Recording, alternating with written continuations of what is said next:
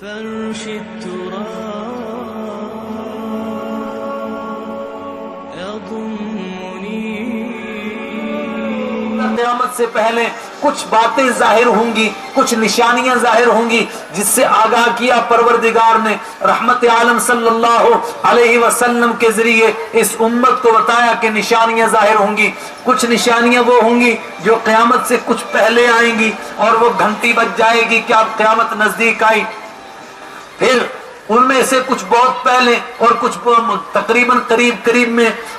مثلا خود رسول پاک صلی اللہ علیہ وسلم فرماتے انا والساعۃ ہاتین کہاتین، میں اور قیامت اس طرح ہے کہ بس میں آیا اور اب قیامت آئی، کہ میرے اور قیامت کے بیچ میں اور کوئی دوسرا نبی آنے والا نہیں. میں آخری نبی ہوں، بس میرے بعد اب قیامت ہی آنے والی ہے. صبح قیامت تک یہی دین زندہ رہے گا اور اس کو زندہ رکھنے کا پروردگار نے وعدہ کر لیا ہے. یہ کبھی مٹانے سے مٹ نہیں سکے گا. دنیا مٹ سکتی ہے، دین نہیں مٹ سکتا ہے. یہ کتاب بھی نہیں مٹ سکے گی، دین نہیں مٹ سکے گا. ایک ایک چیز دین کی صبح قیامت تک زندہ رہے گی. صبح قیامت تک آخری وقت میں اگر قیامت سے پہلے کوئی آدمی اٹھے اور دین پر عمل کرنا چاہے، اس وقت تک دین اسی طرح محفوظ رہے گا. انا نحن نزلنا الذکر، بہت سارے لوگ سمجھے کہ شاید یہ صرف قرآن پاک کے لیے ہے. پورے دین کے لیے ہے، قرآن سے تعلق رکھنے والی ساری باتوں کے لیے. بلکہ آپ اس کی گہرائی میں اتر جائیں تو یہ ساتھ یہ وعدہ بھی ہے کہ یہ قرآن پاک جس طرح پہلے دن نازل ہوا تھا، جس طریقے سے پہلے دن پڑھا گیا تھا، صبح قیامت تک پڑھا بھی اسی طرح جائے گا، اسی انداز میں پڑھا جائے گا، اسی طریقے سے اس کو پڑھا جائے گا، اسی طریقے سے اس کو سمجھا جائے گا. بدلا نہیں جا سکتا ہے. لا یاتیہ الباطل من بین یدیہ ولا من خلفہ تنزیل من حکیم حمید. نہ اس کے آگے سے باطل آ سکتا ہے، نہ پیچھے سے باطل آ سکتا ہے. کوئی اس کے الفاظ کو بدلنا چاہے، فرمایا زمانہ بدل سکتا ہے، نہیں بدل سکے گا. کوئی اس کو معنی کو بدلنا چاہے، نہیں بدل سکتا ہے. کوششیں ہزار کریں گے، ہوتی رہیں گی کوششیں، اس کے لیے پہلے سے آگاہ فرمایا. لیکن وہ کوششیں ایسے ہوں گی سامن کے کیڑوں کی طرح آئیں گی اور مر جائیں گی، مٹ جائیں گی. کچھ دن تک ایسے لگے گا کہ جیسے بس یہی چھا گئے، آ گئے، چھا گئے. لیکن اس کے بعد ایسے جائیں گے جیسے سامن کے کیڑے مر گئے. اور جو اصل حق ہے وہ قیامت تک اسی طرح باقی رہے گا. لا یاتیہ الباطل من بین یدیہ ولا من خلفہ تنزیل من حکیم حمید. نہیں باطل آ سکتا اس لیے کہ حمید کی طرف سے نازل ہوا ہے. نہیں باطل آ سکتا اس لیے کہ عزیز کی طرف سے نازل ہوا ہے. وہ غالب ہے، اس پر کوئی غالب نہیں آ سکتا. وہ اپنے کلام کی حفاظت کرنا جانتا ہے، اسی طرح کلام محفوظ رہے گا. میں آخری نبی ہوں، میرے اور قیامت کے بیچ میں کچھ نہیں ہے. پھر کچھ وہ نشانیاں بیان فرمائیں جو قیامت سے کچھ پہلے ظاہر ہوں گی. موٹی موٹی چند اشارے کرتا ہوں، بہت آپ نے سنا ہوگا. فرمایا مثلا کم من کاسیات عاریات یا رب کاسیات عاریات علی اختلاف الروایہ. فرمایا ایک زمانہ آئے گا کہ پہننے والیاں ننگی ہوں گی. لوگ حیران ہو گئے، اللہ اکبر، پہنیں گی اور پھر ننگی ہوں گی. فرمایا ہاں قیامت نہیں آئے گی، اس سے پہلے یہ طبقہ ظاہر ہوگا. رب کاسیات عاریات، ہوں گی پہننے والیاں مگر ننگی ہوں گی. تین طریقے کی تشریح کی صحابہ کرام نے اور آج تک وہی تشریح ہے اور آج آپ اپنی آنکھوں سے اس تشریح کو دیکھ سکتے ہیں. پہلی تشریح یہ فرمائی کہ کچھ ایسی ہوں گی کہ جو جسم کے اوپر اس طرح کا کپڑا پہن لے گی کہ کپڑے کے اوپر دوسرا کپڑا، سمجھو چمڑے کے اوپر دوسرا چمڑا چڑھ گیا ہے. ان کے جسم کی ساخت الگ الگ نظر آئے گی. یہ ہوں گی پہننے والیاں مگر حقیقت میں ننگی ہوں گی. اور کچھ ایسے پتلے کپڑے پہنیں گی کہ جن کے اندر سے بال گنے جا سکیں گے اور کپڑا پہننے کا مقصد فوت ہو جائے گا. اور کچھ ایسے ہوں گی کہ ایسے چھوٹے کپڑے پہنے گی کہ پہنی ہوئی بھی ہوں گی مگر ننگی بھی ہوں گی. اور نشانیاں بیان فرمائی رحمت عالم صلی اللہ علیہ وسلم نے. ماں باپ کی نافرمانی کا دورہ ہوگا، یہاں تک کہ بیٹی کو ماں سے محبت ہوتی ہے اور بیٹی بیٹے کے مقابلے میں زیادہ فرما بردار ہوتی ہے. لیکن فرمایا آقا مدنی نے کہ قیامت نہیں آئے گی اس سے پہلے وہ بدضمیر پیدا ہوں گی جو اپنی ماں کو گھر کی نوکرانی سمجھیں گی، بلکہ ایسا لگے گا کہ یہ ماں ہے اور وہ بیٹیاں ہیں. وہ ماں کو بیٹھ کر کے آرڈر کیا کریں گی، ایسا کر، ایسا کر، ایسا کر. اور اگر ماں کوئی اس سے گزارش کرے گی تو اس کے اوپر ناک چڑھائیں گی، چپ رہو، تمہیں پتہ نہیں ہے زمانہ کہاں سے کہاں پہنچ گیا، بڈھی ابھی وہی پرانے زمانے کی باتیں کر رہی ہے. فرمایا یہ نشانیاں ظاہر ہوں گی. اور کچھ آخری وقت کی نشانیاں بیان فرمائی. میں وہاں یہی مضمون عرض کر رہا تھا. حالات بتا رہے ہیں کہ وہ نشانیاں بس ظاہر ہوئی چاہتی ہیں اور یہ بھی فرمایا کہ ان نشانیوں سے کچھ الٹا معنی بھی نکالنے کی کوشش کریں گے. فرمایا سیکونون فی امتی 30 کذابون دجالون کلهم یدعی انہ نبی وانا خاتم الانبیاء لا نبی بعدی. میرے بعد 30 جھوٹے ایسے پیدا ہوں گے، وہ کہیں گے دیکھو ساری نشانیاں ظاہر ہو گئیں لیکن ابھی وہ آخری نشانیاں نہیں آئی ہیں. اس کا حضرت عیسیٰ ابھی نہیں آئے، امام مہدی نہیں آئے. وہ کیوں نہیں آئے؟ وہ پھر کہیں گے کہ ہمیں عیسیٰ مان لو، کوئی کہے گا ہمیں مہدی مان لو، اور کچھ زیادہ چلاک ہوں گے وہ کہیں گے عیسیٰ اور مہدی دونوں ایک ہی شخصیت کے نام ہیں تو دونوں پوسٹوں پر اکٹھے قبضہ کرنے کی کوشش کریں گے. ایسے دجال بھی پیدا ہوں گے. دجالون کذابون کلهم یدعی انہ نبی. یہ جھوٹے ہوں گے، یہ فراڈی ہوں گے، یہ مکار ہوں گے. اور فرمایا قیامت سے پہلے کیا ہوگا؟ سچ اور جھوٹ آپس میں مل جائے گا، لوگوں کو پہچاننا مشکل ہو جائے گا. حق کو جھوٹ کے ساتھ ملایا جائے گا، حق کو باطل کے ساتھ ملایا جائے گا. بندے کو پہچاننا مشکل ہو جائے گا کہ وہ مقدس اور پاک زمین جس کے لیے قرآن نے کہا تھا انما المشرکون نجس فلا يقربوا المسجد الحرام بعد عامهم هذا، یہ مقدس شہر ہے، یہ امن والا شہر ہے، مشرک اس کے قریب نہیں آ سکتے. اور وہ مدینہ جس کے لیے آقا مدنی نے فرمایا تھا انها طیبۃ انها تنفی الخبث کما تنفی الکیر خبث الفضہ، یہ پاک زمین ہے، یہ کسی ناپاک کو برداشت نہیں کرے گی. جس کا دل ناپاک ہوگا، جس کے دل کے اندر منافقت ہوگی، وہ مدینہ میں نہیں رہ سکے گا، مدینہ اس کو برداشت نہیں کرے گا. لیکن ایسے بدبخت بھی پیدا ہو سکتے ہیں. فرمایا کچھ ایسے پیدا ہوں گے لعنتی جو پہلو کو لعنت کریں گے، جو یہاں کے رہنے والوں کی تکفیر کریں گے، وہاں کے اماموں کو کافر کہیں گے، مصلی پر کھڑے ہونے والے کو کہیں گے کہ وہ کافر ہو گیا ہے. لیکن میں تمہیں اطلاع دیتا ہوں کہ دجال بھی آئے گا مگر وہ بھی داخل نہیں ہو سکے گا مدینہ کے اندر. حالانکہ وہ دنیا کے چپے چپے میں جائے گا مگر مدینہ میں داخل نہیں ہو سکے گا. وہ قریب کا دور فرمایا فتنوں کا ظہور ہوگا، ایمان بچانا مشکل ہو جائے گا. وہ آدمی ایمان بچائے گا جو شہر کے جمیلوں سے بھاگے گا، پہاڑ میں چلا جائے گا، چند بکریاں ساتھ رکھے گا، بس وقت آئے گا تو اذان دے گا پہاڑ کی کھو میں اور وہیں نماز پڑھے گا، ورنہ فتنوں سے بچ نہیں سکے گا. لیکن پروردگار ایک طبقے کو ایسا رکھے گا جو حالات سے ٹکرائے گا، جو حالات کا مقابلہ کرے گا.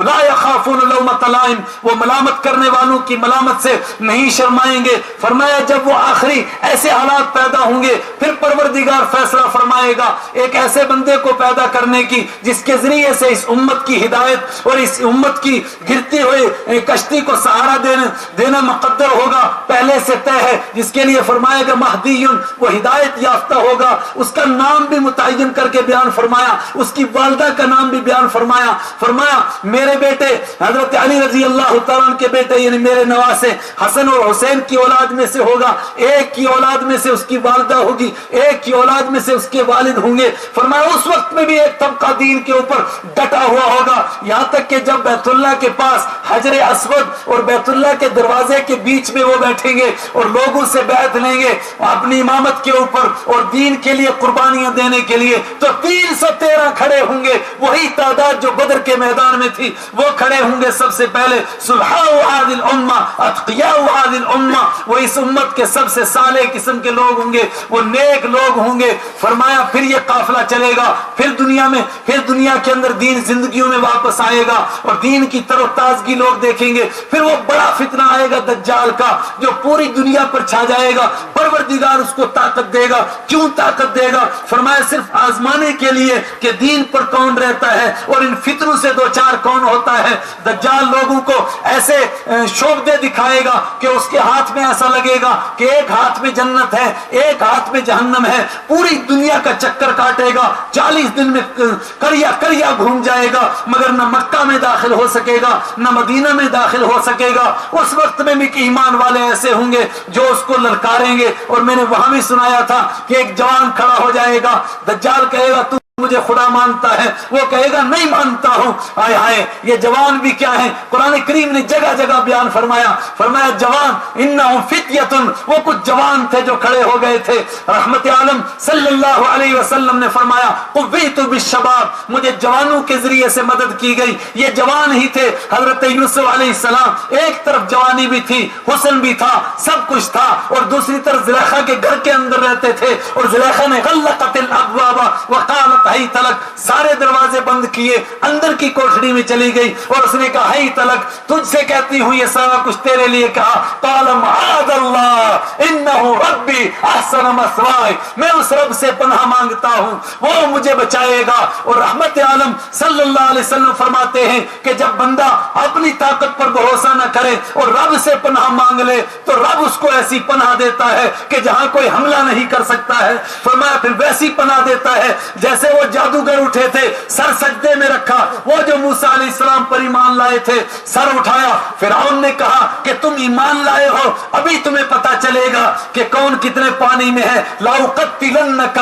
وَلَأُصَلِّبَنَّكُمْ وَلَأُصَلِّبَنَّكُمْ فِي جُذُوعِ النَّخْلِ، میں تمہارے ٹکڑے ٹکڑے کروں گا، تمہیں سولی پر چڑھاؤں گا۔ انہوں نے کیا کہا؟ فَقْضِ مَا أَنْتَ قَاضٍ إِنَّمَا تَقْضِي هَذِهِ الْحَيَاةَ الدُّنْيَا، اور کر جو تو کر سکتا ہے، اس لیے کہ تو جو کچھ بھی کرے گا اس دنیا کی زندگی میں کرے گا۔ اس دنیا کی زندگی سے ہمیں کیا تعلق ہے؟ یہ دھوکے کا گھر ہے، یہ مچھر کا پر ہے۔ فَلَا تَغُرَّنَّكُمُ الْحَيَاةُ الدُّنْيَا، تم کو دنیا کی زندگی دھوکے میں نہ ڈال دے۔ یہاں کی افسری بھی دھوکا، یہاں کی فقیری بھی دھوکا، یہاں کی امیری بھی دھوکا، یہاں کی شاہی بھی دھوکا۔ اور جس کو مٹی کے اندر جانا ہے، جس کو قبر کے اندر جانا ہے، جس سے کوئی بچا نہیں سکتا، جس سے کوئی چھڑا نہیں سکتا ہے، وَالْتَفَّتِ السَّاقُ بِالسَّاقِ إِلَىٰ رَبِّكَ يَوْمَئِذٍ الْمَسَاقُ، جس کو وہ منظر سامنے ہے کہ میری پنڈلی پنڈلی پر چڑھے گی، پیشانی دبے گی، ہڈیاں ٹوٹیں گی، اور پھر وہ سمجھے گا ہائے، لوگ دائیں بائیں والے بھی کہیں گے کہ ڈاکٹروں نے تو مایوس کر کے بھیج دیا ہے، قیل من راق، کوئی جھاڑ پھونک کر کے ایسا ہے جو بچا لے۔ جواب ملے گا الی ربک یومئذ المساق، تیرے رب ہی کی طرف جانا ہے۔ جس کو اس کے اوپر یقین ہو وہ کسی فرعون سے ڈرتا ہے۔ انہوں نے کہا فقض ما انت قاض، کر جو تو کر سکتا ہے، انما تقضی هذه الحیات الدنیا، تو جو کچھ کرے گا اس دنیا کی زندگی میں کرے گا۔ ہم تو اس آخرت میں امید لگائے ہوئے ہیں کہ وہاں اللہ کی ہمیں خوشنودی نصیب ہو جائے۔ اس دنیا سے ہمیں کیا لینا ہے؟ یہاں کی عزت بھی عارضی، یہاں کی ذلت بھی عارضی، یہاں کی کامیابی بھی عارضی، یہاں کی ناکامی بھی عارضی۔ یہ سب دھوکے کے گھر ہیں، یہ سب دکھلاوے ہیں، حقیقت کچھ نہیں ہے۔ اصل مسئلہ تو اس کا ہے آخرت کا جو ہمیشہ رہنے والی زندگی ہے۔ فرمایا جس طرح وہ جوانوں نے للکارا تھا، وہ جوان جو کہاں غار کے اندر چلے گئے تھے اور انہوں نے وقت کی طاقت کو للکارا تھا، قرآن نے کہا تھا وَرَبَطْنَا عَلَىٰ قُلُوبِهِمْ، ہم نے ان کے دلوں کو جما دیا، کوئی خوف نہیں، کوئی ڈر نہیں۔ دجال کو یہ جوان للکارے گا، وہ کہے گا کہ تو میرا خدا ہوگا۔ وہ کانے دجال، ہمارا خدا کانا نہیں ہو سکتا، تیری ایک آنکھ ہی نہیں ہے جو اپنے عیب کو دور نہیں کر سکا، وہ دوسروں کا کیسے خدا بن سکتا ہے؟ دوسروں کا مشکل کشا کیسے بن سکتا ہے؟ وہ اس کو چیر ڈالے گا، اس کے دو پھاڑ کر دے گا، اور پھر اپنے لوگوں سے کہے گا کہ کیا دوبارہ زندہ کروں؟ وہ کہیں گے حضور کر دیجئے، کس کی دیری ہے؟ دوبارہ زندہ کرے گا۔ اللہ یہ طاقت اس کو دے گا، کس لیے دے گا؟ وَلَنَبْلُوَنَّكُمْ بِشَيْءٍ مِّنَ الْخَوْفِ، اس لیے کہ پروردگار نے پہلے دن سے کہا ہے میں آزماؤں گا، میں یہ ملا گلا نہیں رہنا چاہتا ہوں کہ بھیڑیں بھی وہی رہیں اور پروانے بھی وہی رہیں، سب برابر رہیں، نہ حالات آئیں گے، جھٹکے لگیں گے تاکہ کھڑے الگ ہو جائیں، کھوٹے الگ ہو جائیں۔ وہ جس طرح احد میں 300 الگ ہو گئے تھے، 700 الگ ہو گئے تھے، فرمایا ایسے حالات پیش کروں گا۔ یہ حالات پیش ہوئے، یہ جوان اٹھا، بہت سارے جوان اس کے پیچھے پیچھے چل رہے تھے۔ مسلم شریف کی روایت ہے، نشاندہی کرو کون ہے، اللہ حفاظت فرمائے۔ فرمایا 70,000 یہودی اس کی سیکورٹی گارڈ میں ہوں گے، اور علیہم الطیال سیاہ، سب کے اوپر گرین کلر کے سبز رنگ کے کپڑے ہوں گے، یہ اس کی سیکورٹی گارڈ والے ہوں گے۔ یہ جوان اٹھے گا، اس کو للکارے گا، کہا کہ میں نہیں تجھے مانتا ہوں۔ وہ پھر کہے گا زندہ کروں، زندہ کر دے گا تو پھر کہے گا اب تو مانتا ہے، وہ کہے گا اب تو پکا یقین ہو گیا کہ آقا مدنی صلی اللہ علیہ وسلم نے پہلے دن جو فرمایا تھا وہ سچ فرمایا تھا، ان کی پیشن گوئی کبھی غلط ہو सकती है। अलिफ लाम मीम गुलिबतिर रूम फी अदना अल-अर्द व हुम मिन बाद गलबिहिम सयगलिबून। रूमी हारे, ईरानी जीत गए थे, मक्का के मुशरिकीन ने तालियां बजाई, लेकिन रूमी भी तुम्हारी तरह आखिरत की बातें करते थे, वो हार गए। कुरान करीम ने कहा हाँ रूमी हारे हैं लेकिन अभी जीतेंगे, इसलिए कि लिल्लाहिल अम्रु मिन क़ब्लु व मिन बादु, अल्लाह ही के लिए हुक्म है पहले भी और बाद में भी। जो जीतता है उसके हुक्म से जीतता है, जो हारता है उसके हुक्म से हारता है। तो इज़्ज़ु मन तशा व तुज़िल्लु मन तशा बियदिकल खैर, उसके हाथ में खैर है, वो जो चाहता है सो करता है। ये नक्शे जाहिर में नजर आते हैं, हकीकत में वो करने वाला है। बिल्कुल वैसी पेशन गोई पूरी हुई। अबू जेल ने कहा था कि शर्त ठहरा लो, हजरत अबू बकर ने शर्त ठहराई 100 ऊंटों की कि अगर न जीते तो मैं दूंगा और अगर जीत गए तो तुझे देने पड़ेंगे। परवरदिगार ने इसके साथ एक और बात इरशाद फरमाई थी कि जिस दिन रूमी जीतेंगे उस दिन मुसलमान खुश हो जाएंगे। मुसलमान ये समझते थे कि शर्त पूरी हो गई इसलिए हम खुश होंगे, लेकिन नहीं, जिस दिन वो जीते उस दिन पता चला कोई और मामला था। जिस दिन उधर रूमी जीते इधर उसी दिन मुसलमान बदर के मैदान में जीते, दो खुशियां इकट्ठी हो गई। कुरान की पेशन गोई भी पूरी हो गई और इधर ये भी हो गया। कुरान ने पेशन गोई की तब्बत यदा अबी लहब व तब मा अगना अन्हु मालुहु व मा कसब, बाजी के लफ्जों से बयान किया। फिरौन कहता था, वो अबू लहब कहता था तब्बन लक साइरल यौम अलिहाजा जमातना, तू बर्बाद हो जाए, क्या तूने हमें इसीलिए जमा किया। आका मदनी के लिए कहता था। कुरान ने कहा कि नहीं, ये भी बर्बाद होगा, इसका माल भी बर्बाद होगा, इसके कुछ काम नहीं आएगा और ये आएगा ये तो मैंने तर्जमा किया। कुरान ने कहा तब वक्त हो चुका हो चुका हो चुका। फरमाया क्यों, जो हमने कह दिया सो हो गया। कुछ दिनों में लोगों ने देखा वैसी पेशन गोई पूरी हुई। ये जवान उठेगा, वो कहेगा कि मेरे आका की इसी तरह पेशन गोई पूरी हुई है। उन्होंने फरमाया था कि एक जवान को 2 टुकड़े करेगा, वो खड़ा होगा। अब तो मुझे पक्का यकीन हो गया कि तू दज्जाल है और मैं मुहम्मदुर रसूलुल्लाह सल्लल्लाहु अलैहि वसल्लम का उम्मती हूँ। फरमाया ये फितने घेरेंगे, फिर वो दज्जाल अकबर आएगा, फिर ईसा अलैहिस्सलाम आएंगे और उनसे पहले बहुत सारे फरमाया झूठे खड़े होंगे। कोई मेहंदी बनने के शौक में, कोई ईसा बनने के शौक में। तुम धोखा नहीं खाना। फरमाया वो सब्ज गुंबद से उतरे, वो सफेद मीनारे से उतरेंगे, वो दमिश्क के मीनारे से उतरेंगे। और फरमाया किस तरह उतरेंगे, इमाम मेहदी साथियों को फजर की नमाज पढ़ाने के लिए खड़े होंगे, तकबीर हो चुकी होगी, ईसा अलैहिस्सलाम तशरीफ लाएंगे और मेरा और आपका यकीन है इंशाअल्लाह बिल्कुल इसी तरह होगा। इसके सिवा नहीं हो सकता है। एक दज्जाल ने वहां कादियान के अंदर एक टावर बनाया, कहा मैं इस टावर से उतर करके आया हूं, और लोगों ने कहा बेशरम, उसको तो अल्लाह के हबीब ने फरमाया ये सब मरियम का बेटा होगा, तू तो घसीटी का बेटा है, तू कैसे हो सकता है। और बहुत सारे खड़े हुए, आज भी बहुत सारे खड़े हो रहे हैं। फरमाया तुम नहीं हो सकते। आका मदनी ने फरमाया ईसा अलैहिस्सलाम तशरीफ लाएंगे, किस हालत में आएंगे। फरमाया मीनारे पर उतरेंगे और इधर नमाज खड़ी हो चुकी होगी, पीछे शोर मच जाएगा।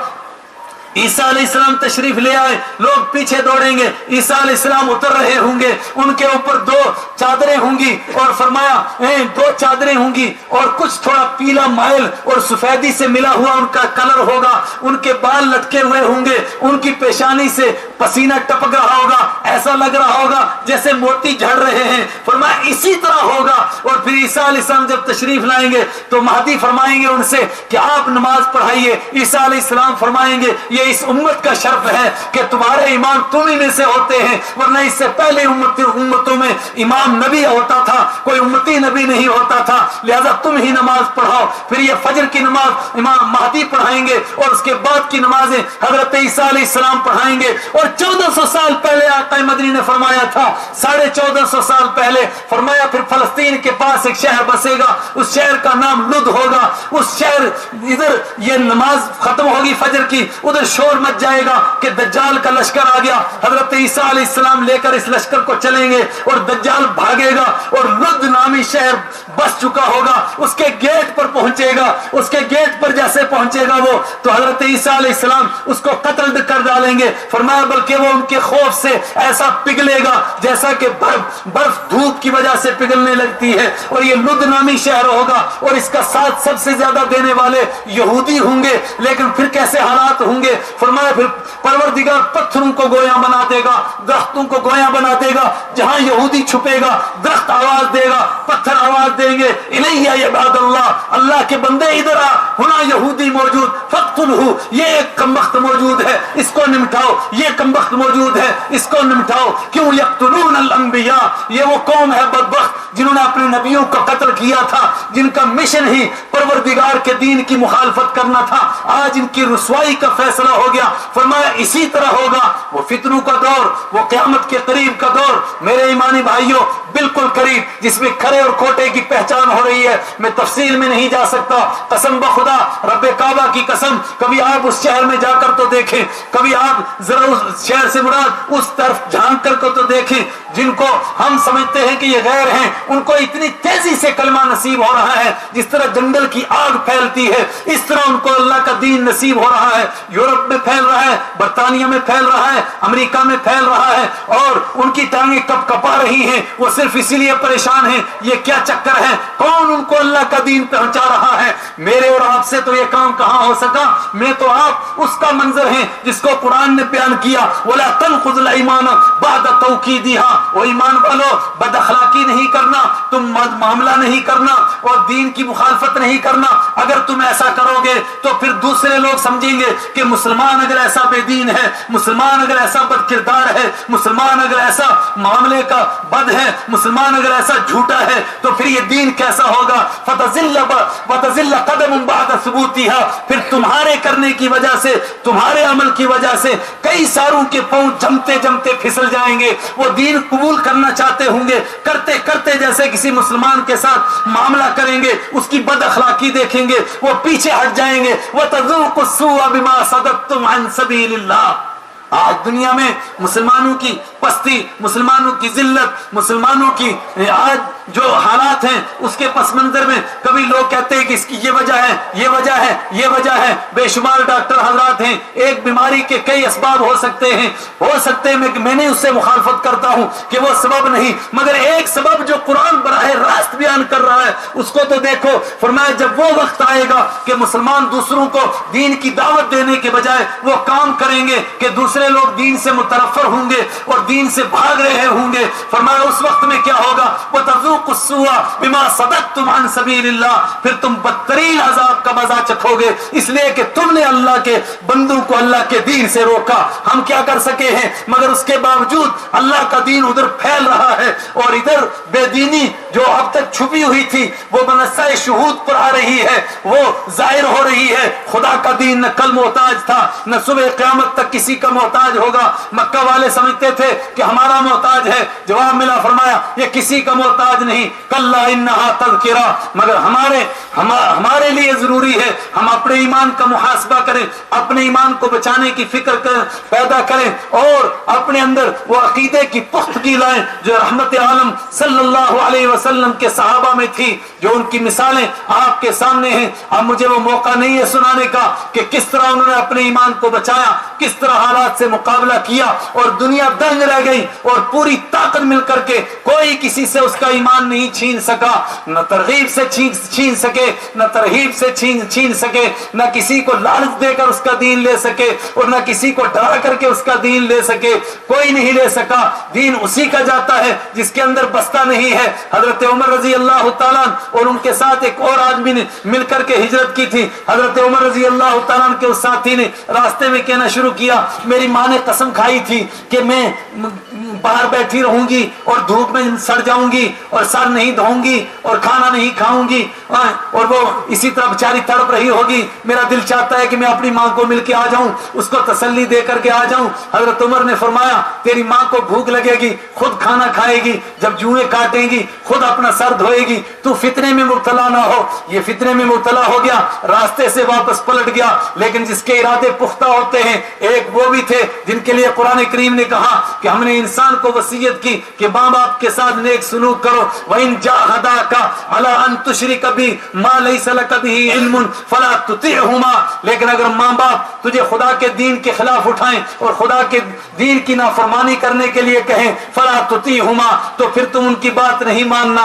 پھر وہ منظر دیکھا نگاہوں نے کہ ایک صحابی رسول صلی اللہ علیہ وسلم ہے، ان کی ماں نے کہا تھا کہ تو میرا فرمانبردار ہے اور میری فرمانبرداری کی، یعنی ماں باپ کی فرمانبرداری کی کے لیے تیری مکہ میں شہرت ہے، لیکن اگر تو اس دین کو نہیں چھوڑے گا تو میں دھوپ میں بیٹھوں گی اور تڑپ تڑپ کر کے مر جاؤں گی اور تو مکہ کے اندر بدنام ہو جائے گا کہ تو ماں کا نافرمان ہے، تیری ماں تڑپ کر مر گئی مگر تو نے اس کی کوئی پرواہ نہیں کی۔ انہوں نے مسکرا کے فرمایا تھا میری ماں ایک مرتبہ کیوں مرتی ہے، 70,000 مرتبہ مر اور مر مر کے پیدا ہوتی رہو اور مرتی رہو، جس دین کو پکڑ چکا ہوں اس کو چھوڑ نہیں سکتا ہوں۔ ان کی یہ ہمت اور ان کی یہ پختگی کو دیکھا، پروردگار نے ان کی والدہ کو بھی ایمان نصیب فرمایا، ان کی والدہ کو بھی ایمان نصیب ہوا، ان کو بھی نصیب ہوا، اور وہ جو راستے سے واپس آیا تھا خود بھی محروم ہو گیا، والدہ بھی محروم ہو گئی۔ پروردگار ہمیں دین کی وہ پختگی عطا فرمائے۔